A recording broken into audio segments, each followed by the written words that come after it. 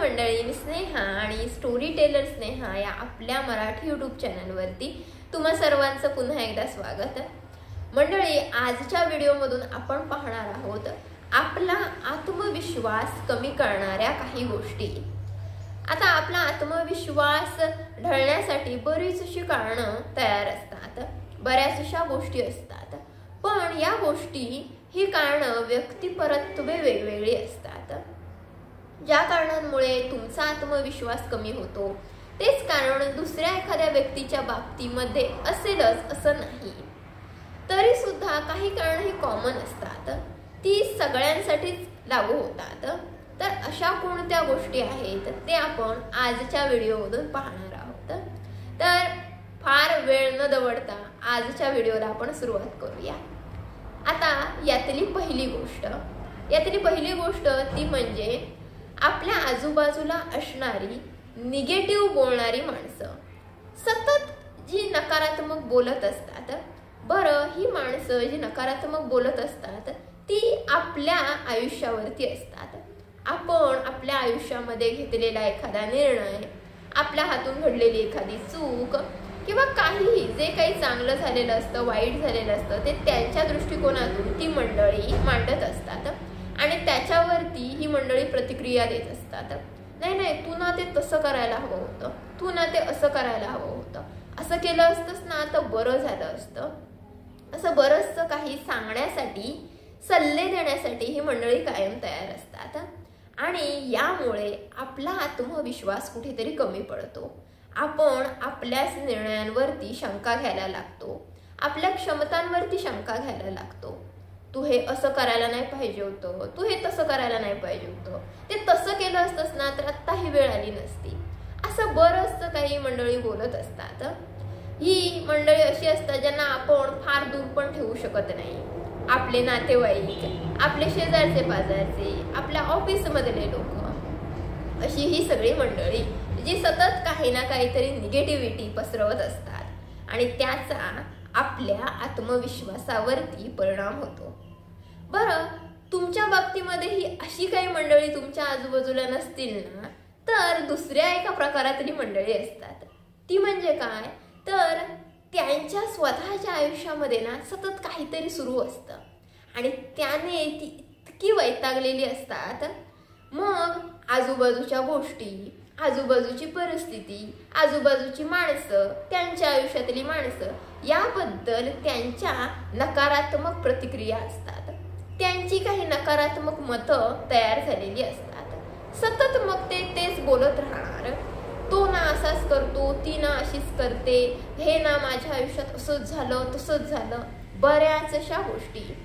त्यांची ही जी नकारात्मकता असते ना, त्यांच्या स्वतःविषयीची, त्यांच्या आयुष्याविषयीची, त्यांच्या आजूबाजूच्या परिस्थितीविषयीची, त्याचा इनडायरेक्टली आपल्या मनावरती परिणाम होतो, प्रभाव पडतो आणि त्याने कुठेतरी आपल्याला पण थोडंसं नकारात्मक वाटतं. त्यामुळे अशा मंडळींपासून सावध राहा. आता दुसरं कारण ते म्हणजे आपली पर्सनॅलिटी आणि आपली सेल्फ केअर. आता आपण कसे दिसतो, कसे असतो याला खूप महत्त्व असतं. आता आपण दिसण्याचा जर विचार केला तर त्यात बऱ्याच अशा गोष्टी येतात ज्या साध्या सोप्या गोष्टी आहेत. त्याला काय फार लाखो रुपये खर्च आपल्याला करावे लागत नाहीत. त्या गोष्टी म्हणजे आपल्या केसांची आपण नीट काळजी घेणं, आपल्या चेहऱ्याची आपण नीट काळजी घेणं, आपले दात, आपल्या हातापायांची नखं, आपलं वजन व्यवस्थित आटोक्यात ठेवणं, व्यवस्थित छान स्वच्छ धुतलेले कपडे घालणं जे आपल्याला सूट होतील अशा रंगाचे. अशा बऱ्याच अशा साध्या सोप्या गोष्टी असतात. त्यामुळे आपण प्रेझेंटेबल दिसू शकतो. पण काय होतं, दररोजच्या धावपळीमध्ये या सगळ्या गोष्टींकडे आपलं दुर्लक्ष होतं. आपल्या खाण्यापिण्याच्या सवयी, साध्या गोष्टी असतात आणि त्याचा सगळ्याचा आपल्या व्यक्तिमत्वावरती परिणाम होतो. आणि मग आपण चार चौघात गेलो की मग आपल्याला कुठेतरी न्यूनगंड तयार होतो. आपल्याला ना कमी वाटायला लागतं. कारण आपल्या समोर बोलणारी समोरची जी व्यक्ती अशी असते ना, त्या व्यक्तीच्या पर्सनॅलिटीचा आपल्या मनावरती पटकन प्रभाव पडतो.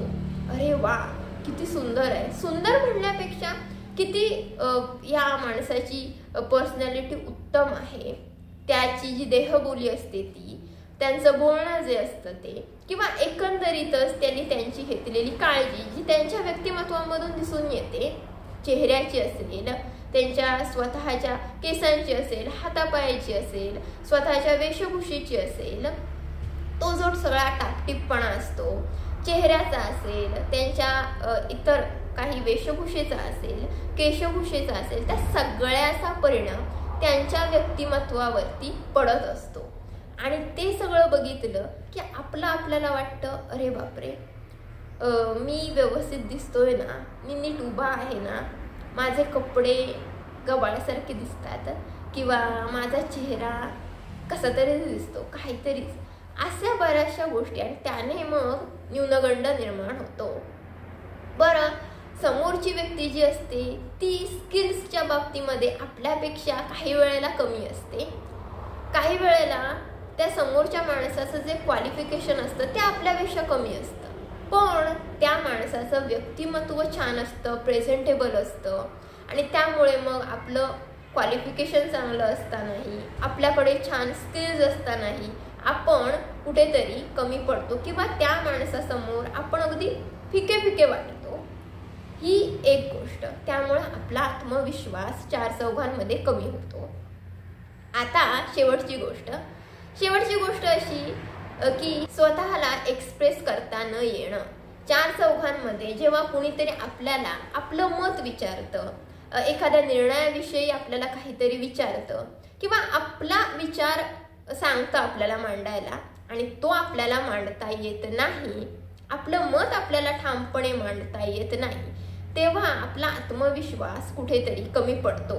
मग असं आपल्याला जेव्हा कोणीतरी विचारतं तेव्हा मग आपण अशी उत्तर देतो, मला असं वाटतं की मला नाही सांगता येणार, मला माहित नाही, किंवा आत्ता नको, मी नंतर सांगू, अशी काहीतरी बाळगोद उत्तरं आपण समोरच्या माणसांना देतो.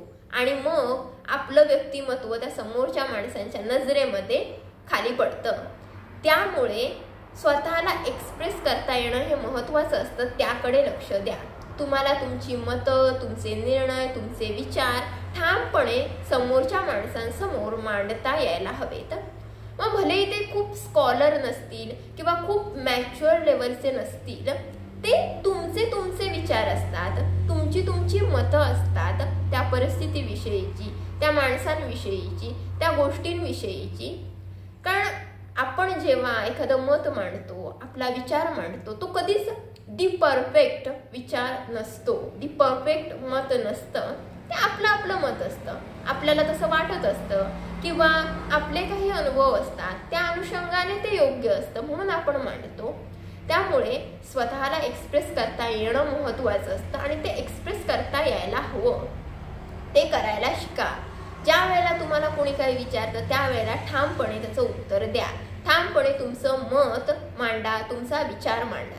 त्यावेळेला असा विचार करू नका की हे बरोबर आहे का, मग समोरच्याला काय वाटेल, किंवा हे व्यवस्थित उत्तर आहे का, किंवा नको आपण नंतर काहीतरी सांगू, चार माणसांना विचारू, सल्ला घेऊ, अभ्यास करू, असं काहीही मनात न आणता त्यावेळेला तुम्हाला जे काही वाटेल ते छान व्यवस्थितपणे मांडायला शिका. होत्या आजच्या व्हिडिओमधल्या 3 गोष्टी.